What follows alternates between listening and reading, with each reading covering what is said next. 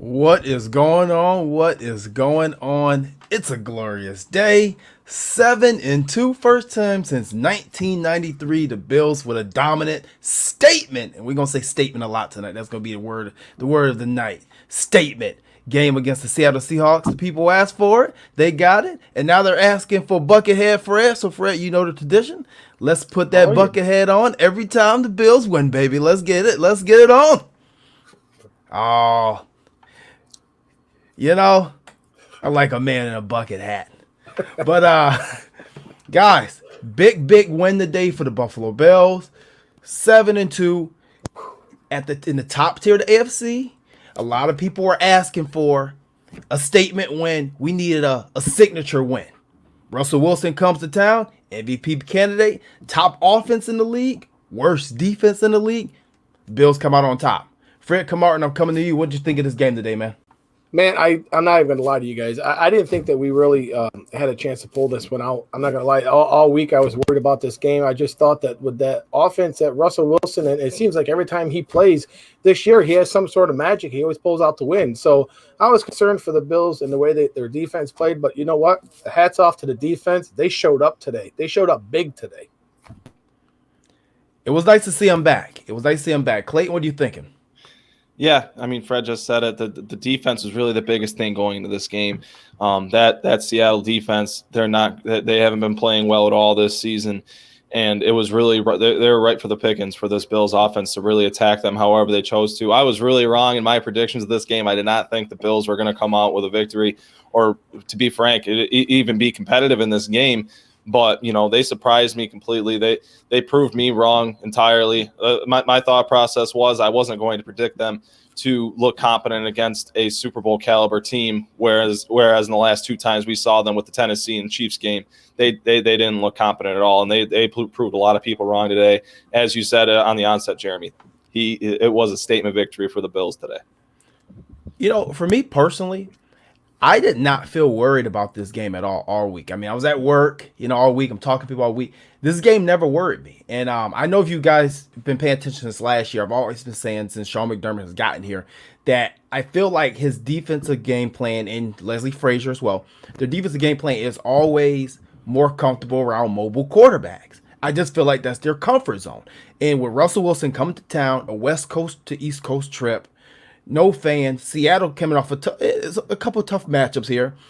I've watched Seattle play 3 or 4 times this year, and they didn't scare me. If you could stop Lockett or you could stop Metcalf, you're going to win this game, and that's exactly what Buffalo did. They limited the big plays. They created a lot of big plays, and they could stay. Once again, another game where they steadily moved the ball. And later on in the show, I do want to talk about Brian Daboll and give him a little bit of praise because he deserves some praise for his second half adjustments. Brian Daboll, not something we usually hear together. But moving on, obviously Josh Allen today, that's what we're going to start with. He's the man on a mission. He's put his name back in the MVP race again, I think, today.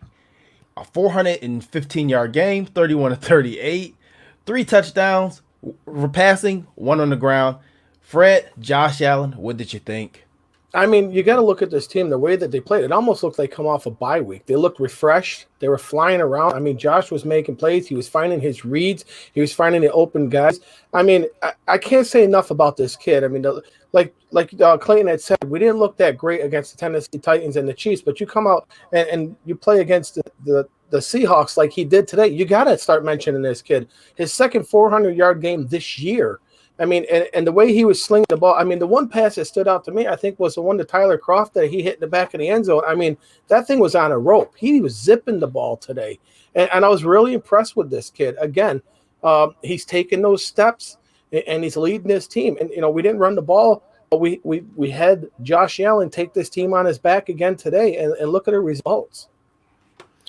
Really the biggest thing for me going into this game with Josh Allen, I felt like was – will he rise to the occasion? Will his nerves be really affecting his play and kind of making him make mental mistakes and errant throws and what have you? And that simply wasn't the case today.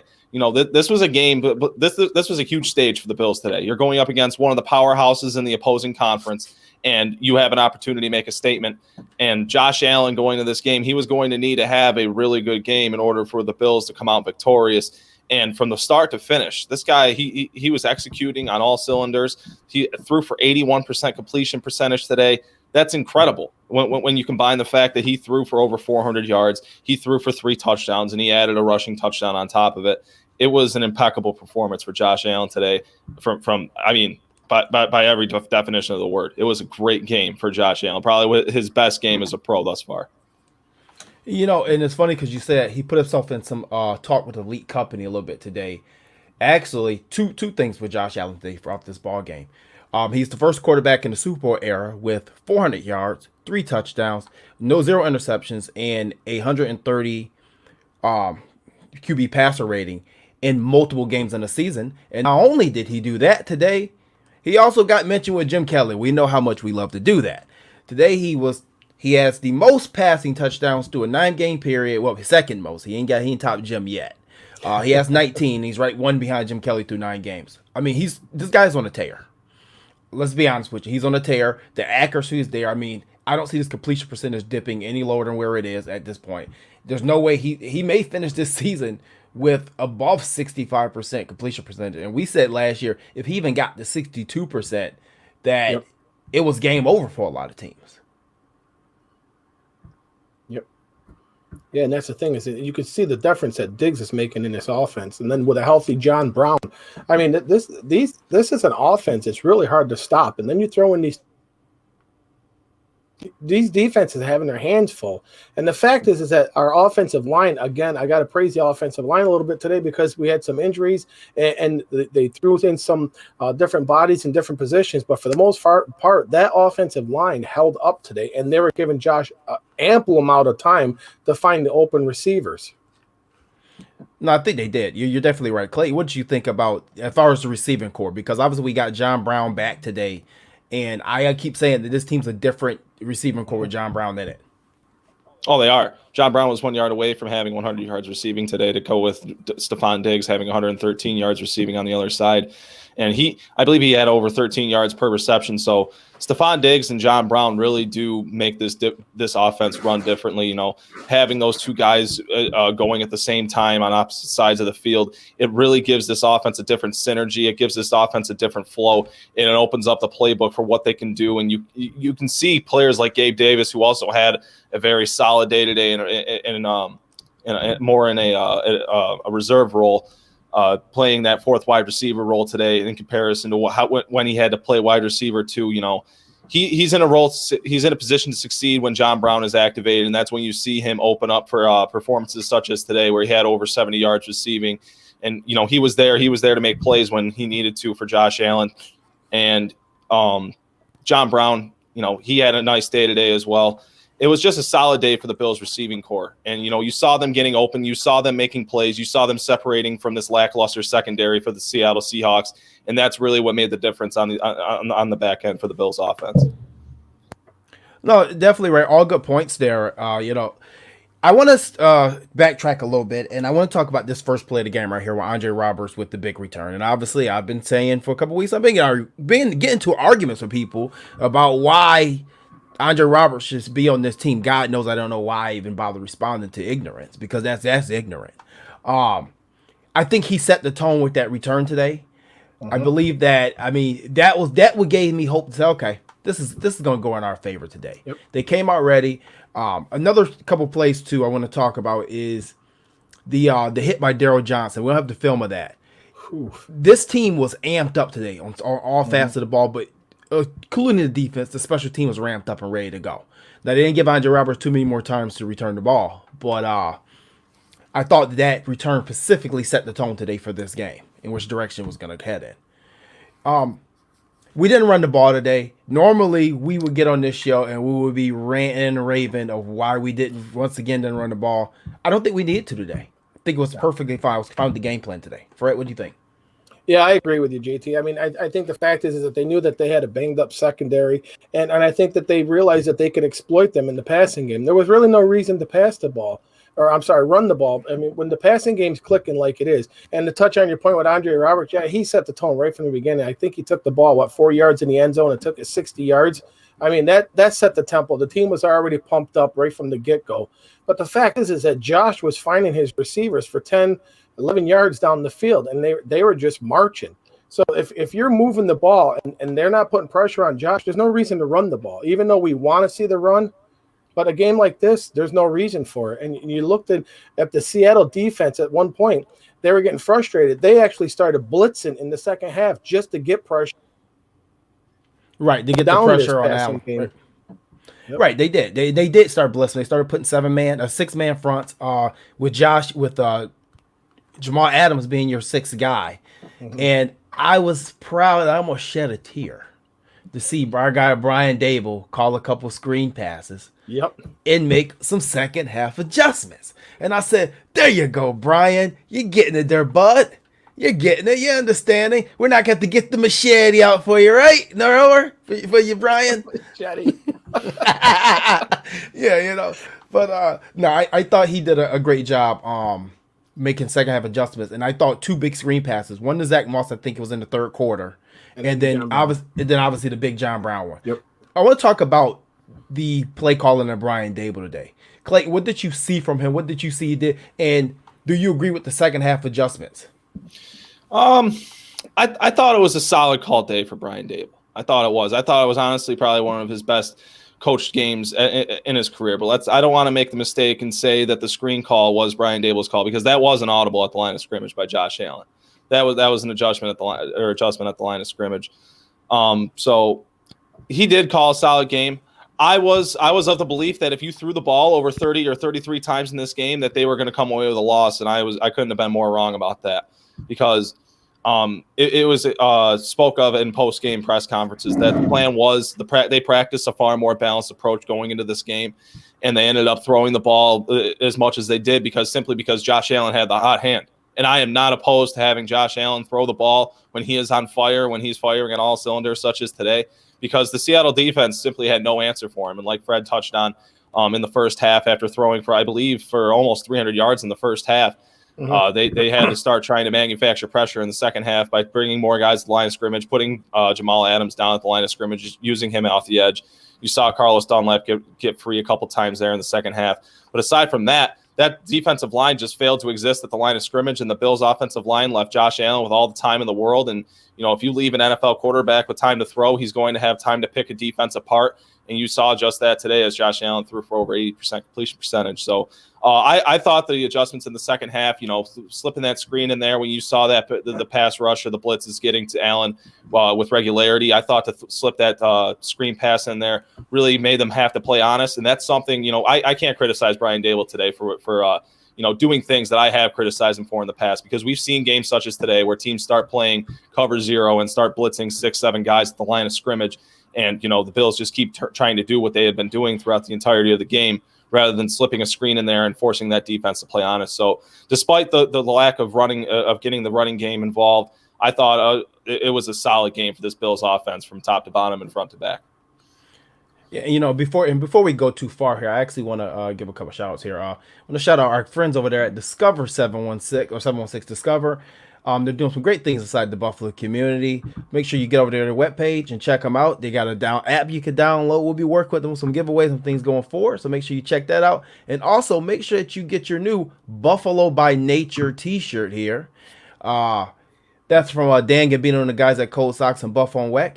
I think the t-shirt's like $25. It's a great t-shirt. And $5 out of each t-shirt is going to Jim Kelly's Hunter Holtz Foundation, which I think we'll be working with them in a couple of days here for his virtual trip or his virtual party in a couple of days here with Thurman Thomas and Steve Cass. So make sure you guys register and check that out as well. The target spread. Obviously, it's another week. The target spreads were different.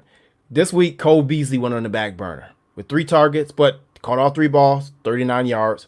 Stephon Diggs, 12 targets, 118 yards, 9 receptions. John Brown, 8 receptions off 11 targets. And I think you got Gabe Davis in there with 70 yards off 5 receptions, but I believe it was 7 targets. The target spread is insane. I mean, we're really getting everybody the ball. And one of my main concerns coming into the season was, well, who's not going to eat? And I guess we can say we've all but eliminated the run game, some of these games, and then we kind of got rid of the tight end in case it's like a emergency need, I guess, in games, if you want to call it that. Are we surprised about the target spread? And we do realize Stephon Diggs is leading the league in receiving yards. We definitely got a great that's a great first round pick there. And he's also on pace to break Eric Moulds' receiving yards record here in Buffalo. I gotta check the receptions and see who owns that record. He's probably on pace for that as well. What do we think about Stephon Diggs, Fred? In the target spread in general. No, I mean you absolutely you know that he's going to be your number one receiver, so he's going to have to eat. But the thing is that these other guys are helping him out as well. Not only is he taking double coverage, then you leave John Brown 1-on-1, but if they put a cover 2 out there or a cover 3, then all of a sudden Bees is open underneath. So Diggs is a big factor in this. And it's offense, right? Yep. Right. The more that this offense goes with Diggs, these other players are going to have an opportunity. They're going to have an opportunity to produce, right? Now, I mean, he's getting the ball, because right. I think the way that Clayton, what do you think about the offense in the target spread?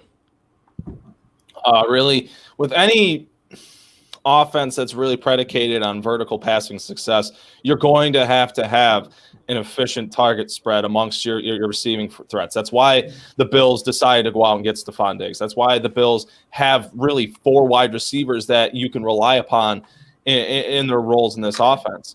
So that it's really critical for the Bills to have this passing offense firing on all cylinders, to have a good target spread. And that's something that we were never really certain of as to whether Josh Allen could handle it or not when given the ball to pass 40 times a game, when he has to spread the ball around to his receivers, because any efficient offense, you're never going to be able to run that offense through one sole target. I understand we talk about Stephon Diggs being one of the best wide receivers in the league at this point statistically, and he is a large reason in part as to why this Bills wide receiver core is as successful as it is, given the fact that John Brown can have a good day on any given day. Cole Beasley can have a good day on any given day. And when Gabe Davis is playing that wide receiver four role, it seems apparent that he can have a good day on any given day.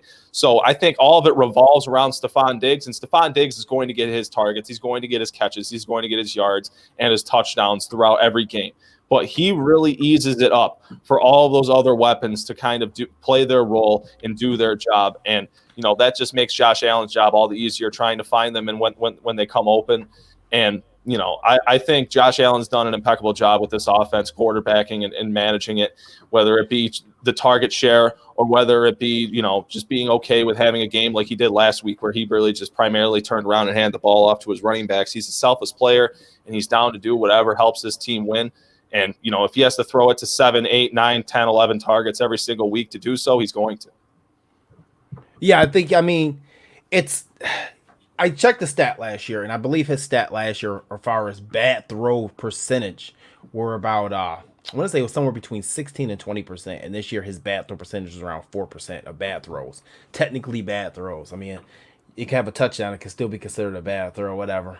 Brett Favre probably bad throw rate percentage in his career probably 40%. Then if that's the case, but I was happy what I saw from the offense today. Before we move on to the defensive side of the ball, I was really happy what I saw. I thought Brian Daboll caught a pretty good game. He's trying to get that head coaching job. That's what he's going for. He's trying to get the head coaching job. I thought Josh and the guys did well. I like the fact that we got Isaiah McKenzie involved. How many people touched the ball today? Was it Singletary, Moss in the passing game, Diggs, Beasley, Davis, McKenzie? Once again, probably another week where we had 8 plus people touching the football or getting them involved in the passing game. It doesn't get any better than that when you can spread around like that. That's what Kansas City does. That's what New Orleans does. That's what Tampa usually does. Not tonight because they're getting blown out right now, but that's normally what they do. And I like to see that. I like to see us not be one dimensional. I like not to see what we saw in those few games that John Brown was out, where we're pretty much, I felt, force feeding the ball to Stephon Diggs, and it kind of stopped the flow of the offense. So, other than that, I thought it was a great game for the offense. What grade would you give the offense today, Fred? I would definitely have to give them an A. Just the way they executed the offense, I give them an A. Clayton? Yeah, any game that you score over 40 points has to be an A. I think it's an A. It's an A for Josh Allen. It's an A for Brian Daboll. That's the first time I've ever given him an A ever. So, it was a pretty successful day for the Bills offense, to say the least. Yeah. Hey, all you guys watching out there, do us a favor. Give us what grade you guys give the offense, and we'll try to get your answers up on the screen here. We'll know what grades you guys got as well for the Buffalo Bills offense today. Another thing I really want to talk about is Sean McDermott and how he gets his teams prepared for these games. And I'm not sure if he gets enough credit for as good a coach as he is.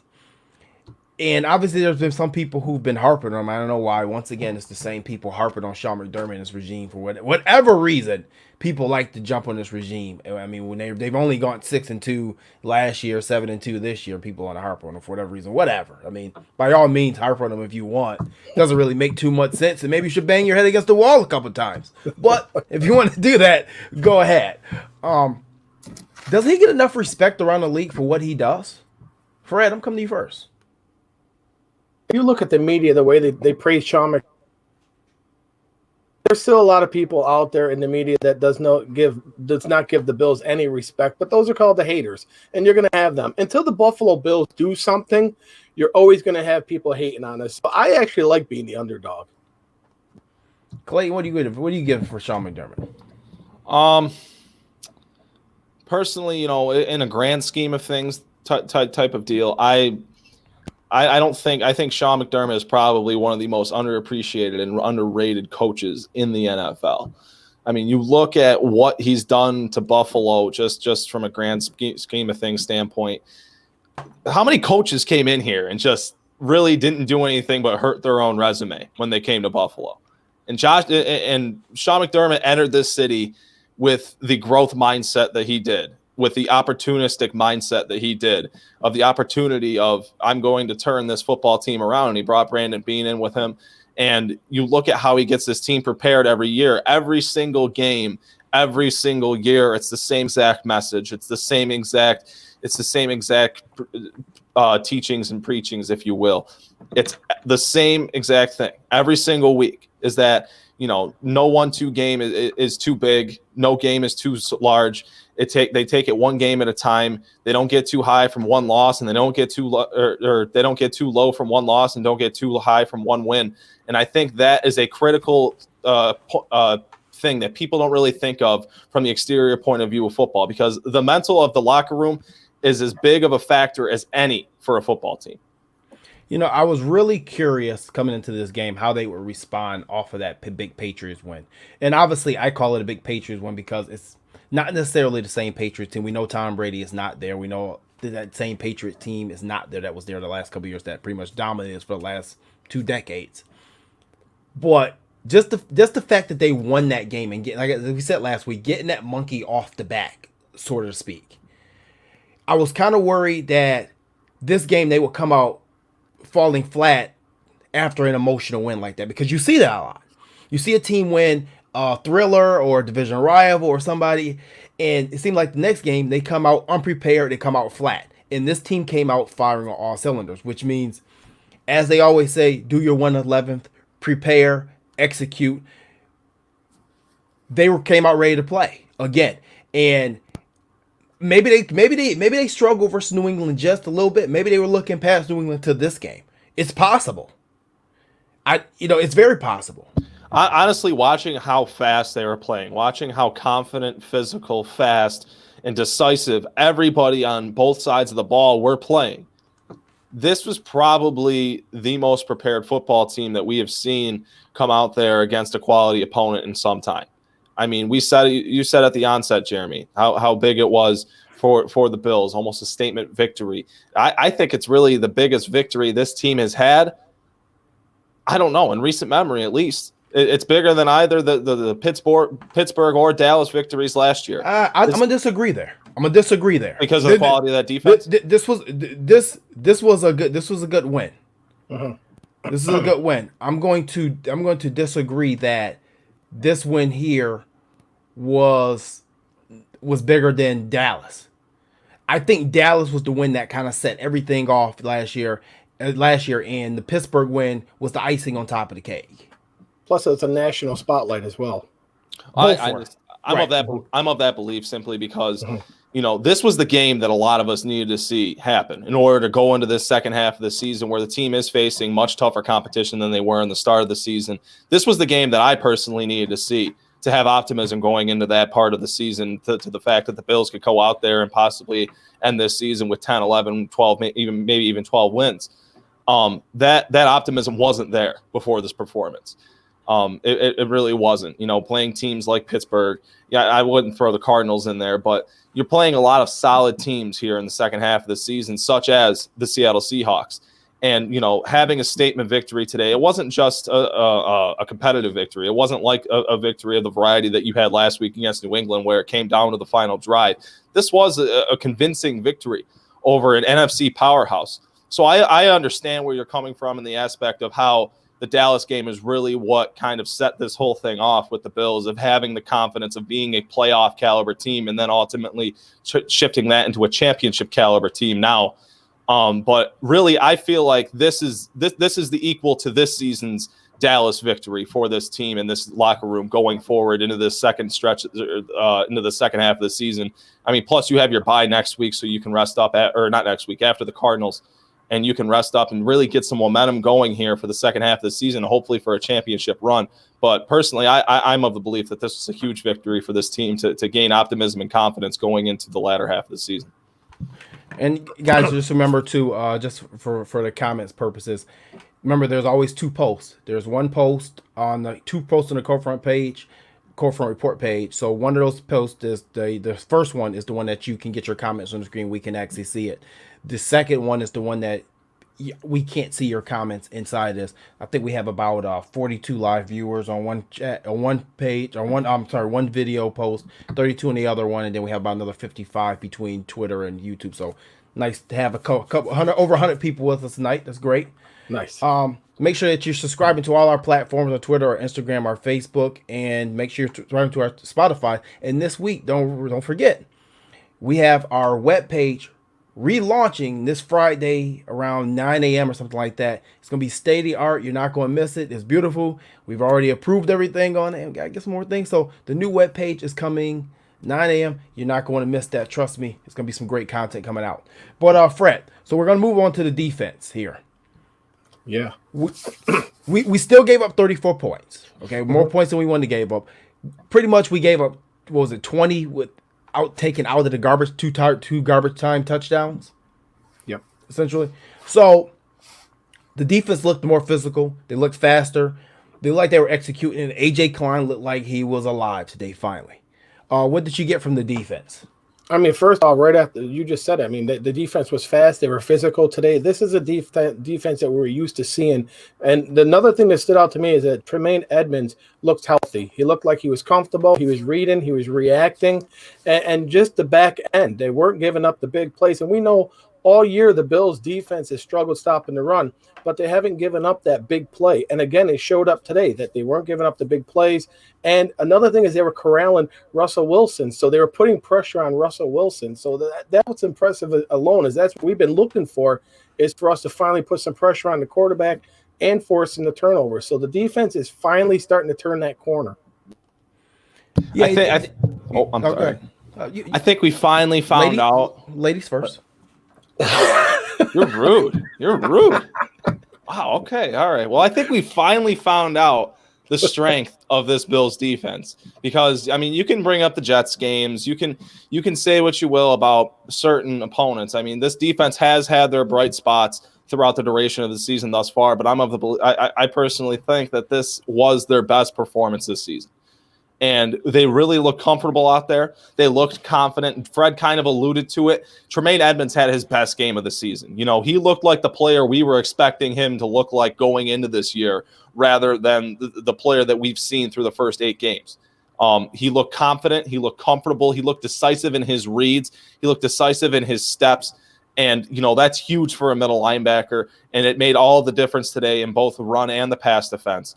And I really I'm going to get into it in a second, some of the looks they were running with their fronts and how it was very advantageous against the Seattle front and their weaknesses up front. But AJ Klein, you know, we finally found out the strength for him. You know, as long as he's moving forward, we've got some good things happening. And, you know, he looked like a force to be reckoned with out there today. I still have my reservations about AJ Klein moving backward. But moving forward, he's a solid football player like you saw today. I bet you see that hit on Russell Wilson, you won't say it to his face. Go ahead, Fred. What are you thinking? AJ Klein had a performance. Obviously, we still want to get Matt Milano. And I think actually putting Matt Milano on the injury reserve and letting him fully heal before something else goes wrong with that pectoral was the right thing to do. And I mean, personally, I don't think they should have brought him back in the first place until he was fully healthy. But I get it. It's crunch time, season on the line. You're a professional. You got to play football. I think if you look back last week, everybody in Bills Mafia was just complaining about AJ Klein's play. But I'll tell you, the kid showed up this weekend. He had 5 tackles, 2 sacks, forced fumble, and a fumble recovery. I mean, he was all over the field today. He was making plays when we needed him, and he was coming. This kid showed up. He played today. This is what we need out of him. And with the absence of Milano, he needs to step up like this every week now. Well, I mean, be honest with you, going forward, I'm hoping that we can get Darren Lee into this lineup because I think that's going to help tremendously. And I think, you know, if we can't get a healthy Milano back, and I don't know how severe his pectoral injury is. I mean, obviously, we you know, Buffalo becoming more like New England every day, where we're getting less and less information out of organization. So I don't know how injured he is, but what I do know is Darren Lee is a suitable replacement, especially with his speed and in coverage. I I do believe by this next week he's going to be active.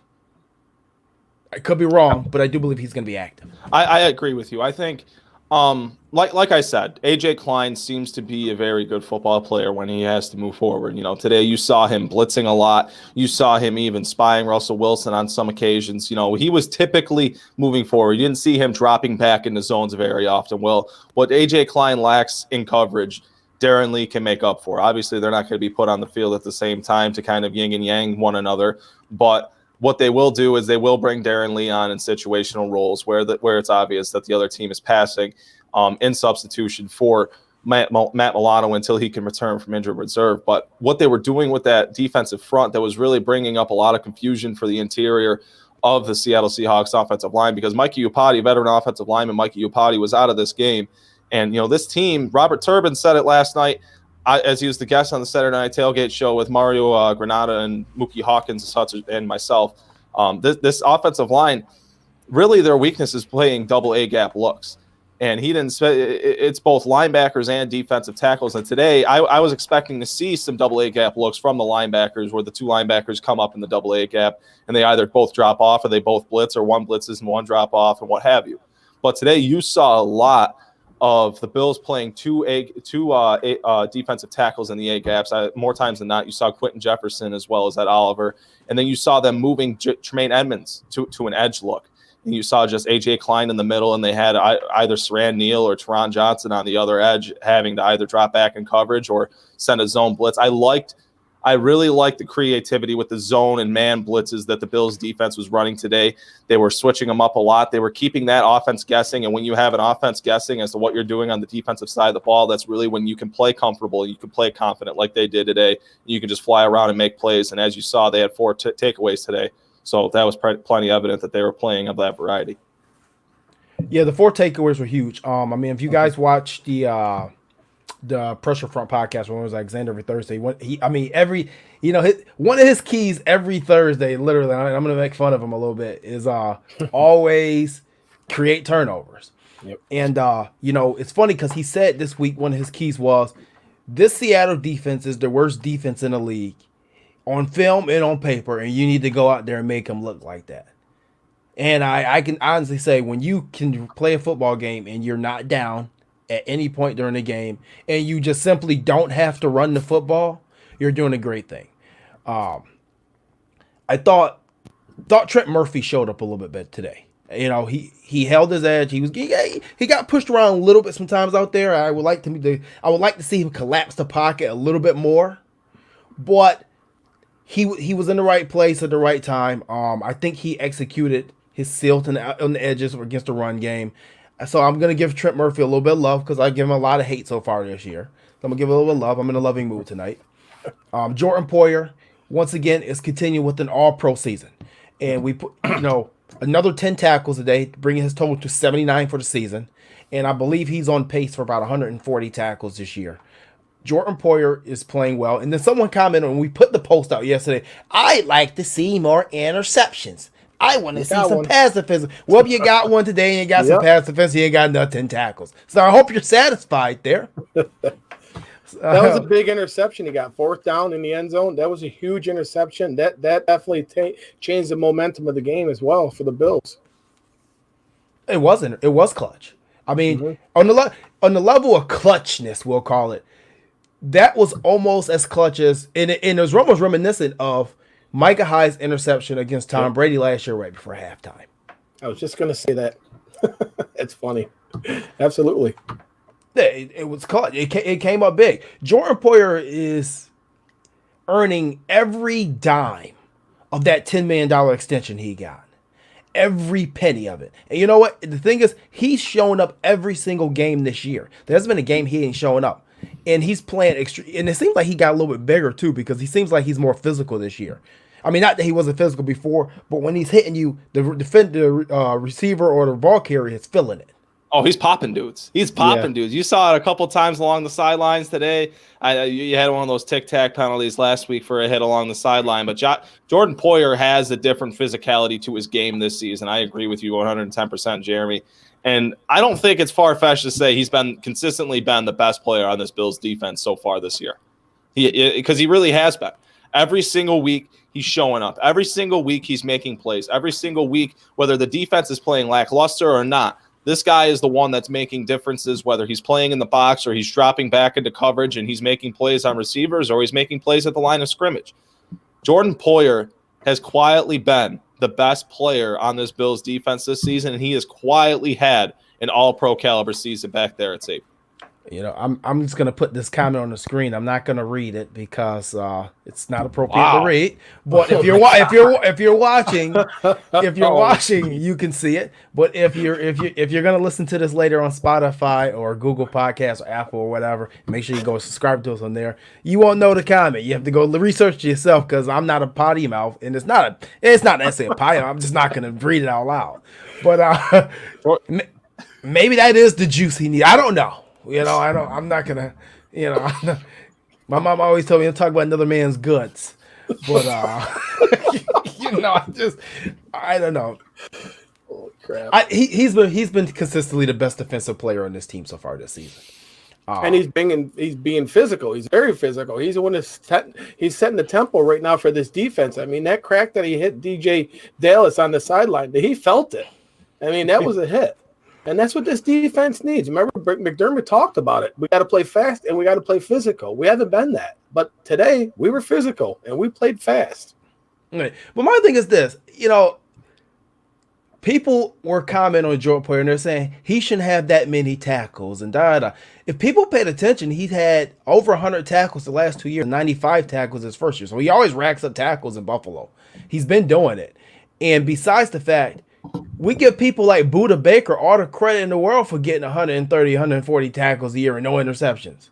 We've seen Poyer make plays. Or Jamal Adams. Let's not forget him. That's his. That dude is so overrated, man. He is extremely overrated. I knew saw. One I of saw you guys today. was gonna bring him up. I knew you guys. Oh my god! Personally, he was probably one of my least favorite players on that Jets team because he was definitively the best one. Yeah. So there was a little bit of bias with there, but watching how he is utilized in Seattle, he is nothing but he looks like he's stuck in quicksand in coverage. You can't use him in cover 2. You can't use him in cover 3, so you can only use him in the box. He's a glorified linebacker at this point.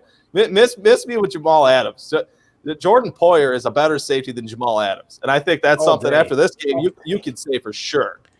Every day of the week, Jamal Adams is nothing more than a way more athletic Roy Williams from the Cowboys.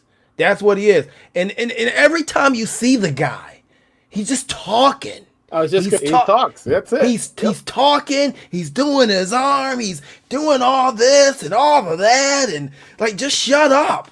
Has he even played a playoff game in his career? No.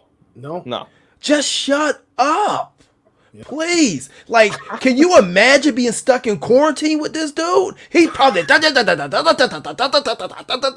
in your ear. I mean, I anybody who wears sweatbands up and down their arms to look cooler is really sus to me. You always kind of have to approach him a little differently than you do your typical human being. He has no love for the Bills. You know that just from playing with the Jets. But yeah, today all he was doing was John. It was John, but he wasn't making any plays. He's always John, whether he's making plays or not. It's great. He fills up the stat sheet with 10, 12, 13 tackles. But I can argue that he does not impact the game more than Jordan Poyer does. No. He got 1 sack today on Josh Allen, but that was, that didn't decide the game. I'm just saying. I mean, he come off the edge, and Deion Dawkins missed the block, but yeah, that was the play I saw, and he was still John after. That's not the one. He pushed Dawson Knox back. That wasn't on Dawkins. That's the one. I'm sorry. You're right. That was Dawson Knox. The one on Dawkins, he ran at Dawkins. Dawkins shoved him back, and then he went to contain mode. I don't want no parts of this. Mm-hmm. Yeah, that was funny. He was just standing there playing patty cake with Dawkins. Yeah, I don't want no parts of this. I ain't got my contract yet. He's like, we're good. This is done. Yeah, this is a business decision. But speaking of business decisions, I want to talk about the development of Zach Moss a little bit here. And obviously today, stat-wise, he was not used a whole lot because obviously the type of game we play. But he looks extremely comfortable. He's picking up on this NFL speed in this NFL game extremely fast. And it almost felt like he took the lead back role today in this game. Right. Yeah. Really, you've seen it the last 2 games with Zach Moss. Obviously, last week with his 14 carry performance against the New England Patriots. I think the biggest difference right now for Zach Moss from the beginning of the year and right now is he, like you said, Jeremy, he looks more comfortable in this offense. He looks like he knows this offense far more than he did at the beginning of the year. He knows where to make his reads. He knows where to make his cuts. His vision looks a lot more natural. He knows where to look to make plays in the schematics of the offensive line's blocking. And, he is running with a full head of steam every single carry. We talk about how the Bills lit up the Seattle Seahawks defense today with all the passing yards that they did, but they had their way on the ground when they wanted to. There were only seldom few occasions where they ran the ball and they were running into a brick wall. And those were the kind of scenarios that we saw in those games, like we saw in the first 4 games of the season, where the Bills' passing offense was firing on all cylinders, but the Bills' rushing attack couldn't get it going. The Bills' rushing attack couldn't get it going in those games, not by a matter of choice, but by a matter of default. They could not run the ball in those games, and they had to pass the ball. In this game, when they wanted to run the ball, Zach Moss was moving the chains for this football team. You saw them dumping it down to Devin Singletary in the passing attack, and he was moving the chains for this football team. But Zach Moss and his development, I honestly feel like you're going to see something very similar to what you saw with Devin Singletary in the second half of last year. You saw him kind of sit on the bench for a couple of weeks to start this season with his turf toe injury. He got healed up and he developed. He learned this playbook a little more. Now you're going to see this kid really start to surge and really find momentum. He's not going to hit that rookie wall that a lot of other rookie running backs are going to hit because of their usage in the earlier portion of the season. So I think everybody should gear up and get ready for a solid second half of the year for Moss Mode, Zach Moss. The thing with Moss is that he reminds me like an old school running back. I mean, he runs downhill. He's very physical, and he's a big boy. And I like I like how he's physical. I think it changes the dynamic of this offense when he's running the ball, because you don't want to come up and tackle this kid. But when we needed the yards today, he was definitely there. I'm really impressed with this kid, and I look forward to seeing what he's going to do for the remainder of the season now that he's comfortable in the offense. I mean, he's going to play an integral part of what we got going forward. It's going to be an extremely important part. And I think having that 1-2 slash punch, I mean, we're going to have 2 running backs that are going to be extremely fresh, because right now we're through game 9 and these guys haven't even touched the waters of what they can be, because we haven't had to run the ball in a lot of these games. And we didn't even hit our bye week yet. Nope. We still got to get to our bye week. So you're going to get down the stretch and you're going to have two fresh and healthy running backs, and that's going to be a problem. And as far as the development of Zach Moss, we had a comment up here, and it was a very good comment from Cody Wells. Moss is a wicked nice blocker too. Some of the blocks he's throwing in the backfield are just fantastic, and that's a very underrated thing. And honestly, when you hear about the development of a rookie running back, one of the hardest things for them to come in, or what the hardest transition coming in, is pass protection, and that's why a lot of them get ripped off the field. If it was up to Zach Moss's pass protection, he can be a 3-down back. Mm-hmm. He could be a 3-down back easily. Yeah, I mean, something to go along the lines of protection and blocking. He is a solid pass protector when asked to in pass when he has to pass block. But also in run blocking. You saw against the Patriots last week where they ran 2 running back looks a lot of times with both Zach Moss and Devin Singletary in the backfield. And I was talking to Matt Perino this past week on the Roundtable on the Hashtag Sports YouTube channel. So be sure to go subscribe to Paul and Mario over at Hashtag Sports on YouTube. But with Pat Perino, or Matt Perino, he was saying how during practice and training camp, when nobody was really allowed to say anything, but now they were practicing a lot of screens, a lot of 2 running back looks where they have both Zach Moss and Devin Singletary in the backfield. So there's a whole chapter of this playbook with the running game, with the offensive line, with these 2 young stud running backs that we haven't even seen used in a game, where it's only been the focal point of 4 quarters of this season. So that is a huge facet of this offense, because this isn't a one-dimensional football team. This isn't just Josh Allen's football team where if he has to throw the ball 30, 40 times in order for this team to win every single week. That's not the case. This is a team that can run the ball down a team's throat with success and have that be the focal point of the offense on any given day. So it is an entirely different part of their arsenal that we haven't yet to see, which is a very encouraging sign, given the fact that you're getting primed and ready for what you hope to be a championship run here to close out the season after your Week 12 bye. Right. And you know what? You gotta. I'm sorry, you guys, but you got to give this credit to this offensive line as well. Today was another example of what kind of depth we have on this offensive line. They can either do pass protection or they can open up holes for this running game. So it's going to be interesting to see how this offensive line transition as the season goes along as well, too.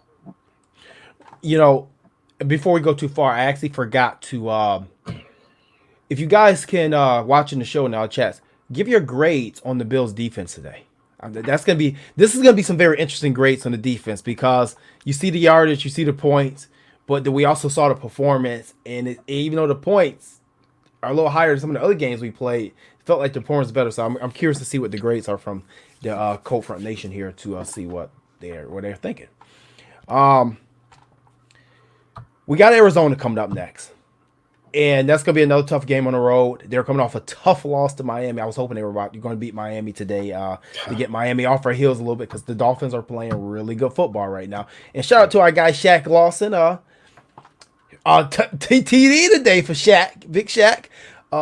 You know, we are friends with Shaq. Shaq is a part of Team Avalon. As such, we are. So we're on the same team still somewhat. So shout out to Shaq Lawson for getting his first career TD there today, Shaq. But coming down the stretch, it's gonna be a little tough run. But now we're 2-0 versus the NFC West. And I said this season, coming to the season, we needed at least 5 wins versus the AFC East. We needed 3 wins versus the AFC West and 2 wins versus the NFC West. And we're pretty much at my quotas already for where this team needs to be. And we still have the Chargers, the Broncos to go, and a very battered 49er team and a very young Arizona team. You know, this is where you're really going to have to see the Bills start to separate themselves. This is where you're really, I wouldn't say definitively going to find out what this football team is made of, but the quality of competition from the second half of the season compared to the first half of the season, the difference is obviously there. You're going to have to see a step up from every facet of this team, whether it's defense, whether it's special teams, whether it's offense, whether it's coaching in every which way, shape, and form. You're going to have to see improvements from every facet of this football team and really see the culmination of what this season has been to this point. They were 6-2. They were 6-2 and a 6-2 team that I wouldn't sit here and say didn't really have much confidence in. I will say I was uncertain going into this game as to how I felt about this football team with the increase in difficulty against the competition that they have in the second half of the season. I was uncertain how I felt going into this portion of the season.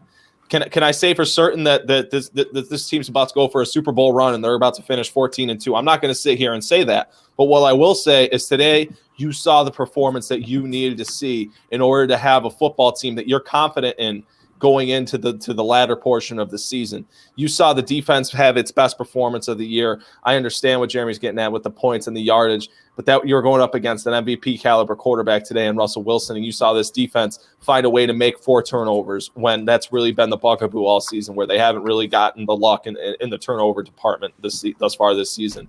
You saw pressure from the defense that you hadn't seen in weeks past. You saw the passing offense executing on all cylinders. You saw, again, the Bills special teams playing with a spark, playing with Andre Roberts setting this game off with a 64-yard kick return, and Daryl Johnson flying down the field and popping dudes at 6'6", 250 on special teams. That's insane. This team, if they can really have the culmination that it today appeared to be the beginning of, this is going to be a very exciting second half of the season where you're going to see a lot of people start to talk about this team again the way that they did in the first 4 weeks of the season. No, I agree. I definitely agree. You know, I don't know why this team isn't getting any respect. I mean, last year the schedule was favorable. Weak. Yeah. Yeah. This year it was Josh Allen was just it was COVID offseason and he got the best of defense at the first 4 games. The year we made the playoffs, it was the Bengals got us in the playoffs.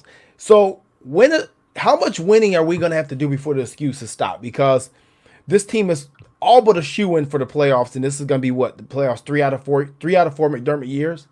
Yep.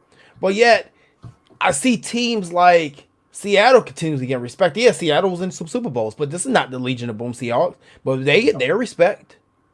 Vegas was still putting New England over us after signing Cam Newton. They're 2-5 and going to the toilet bowl tomorrow versus the Jets on Monday Night Football. All right, you got Pittsburgh. Pittsburgh's 8-0. When's the last time was Pittsburgh actually a contender for a Super Bowl? Maybe a couple years ago when they got blown out versus Jacksonville, and that team's not even existing anymore. No. That year. So I guess my question is, when does Buffalo get their respect? What do we have to do to earn our respect? Do we have to beat up on a Russell Wilson? Do we have to beat up Jared Goff?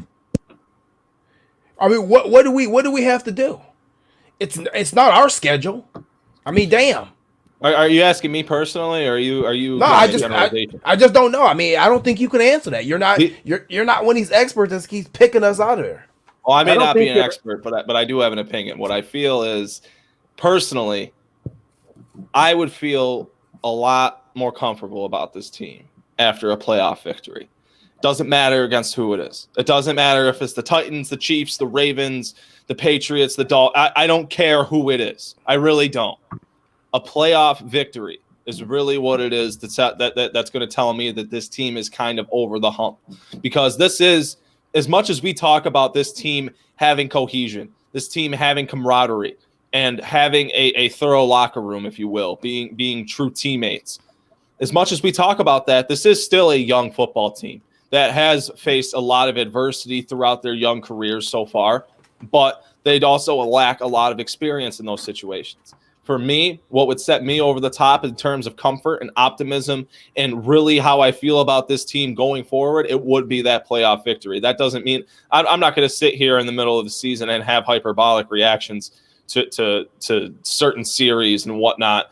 I'm not going to, obviously I'll have my reservations until that point, but personally, that's what'll sell me. That's what'll sell me. And you know what? I think Clayton's absolutely right, because I'll tell you what, if the Bills do happen to win the division, and like we haven't won the division since 1995, I think everyone's going to say, well, the Patriots aren't there. Tom Brady's not there. They're weak. Jets are weak. Miami's in a rebuild. So they should win the division. But until we win that playoff game, I think that you're not going to get any respect until you finally win that playoff game. And we haven't won one since 1995. So those are 2 streaks that we need to end. Well, I think we're definitely going to end one this year. Now, I know Miami's coming on strong, but even watching that Miami game today, I don't think that Miami is going to be. I don't think Miami is going to beat us the second time we play them, and I don't think they're going to win the division. I think they're going to fall off at some point. I just don't think the talent is there to sustain it yet. But they're right on our heels, though, going forward past this season, I believe. Yeah, people on YouTube, we are back. I won't play any more clips. We probably got violated on there. Listen, we just want to give a good show. We don't care about the monetization. So screw your copyright claims, YouTube. Screw you. We just want a good show. We're gonna play clips. Okay? This ain't reading Rainbow. But oh man, no. I mean, I enjoyed the game today. I'm thoroughly happy with the Bills, and then we'll go around the horn and we'll give our final thoughts here. Clayton, what's your final thoughts of this game before we move on? This game specifically, it's a game that we all needed to see. After the Tennessee game, where this team just did not look like they were there physically or mentally, and then the Kansas City game, which wasn't as bad as Tennessee, but it was still a lackluster performance. And then 2 divisional games where I don't like calling that Jets game a tight contest, but you didn't score a touchdown in that game. And you play tight with your divisional rival that you have kind of gotten beaten up by the last 20 years.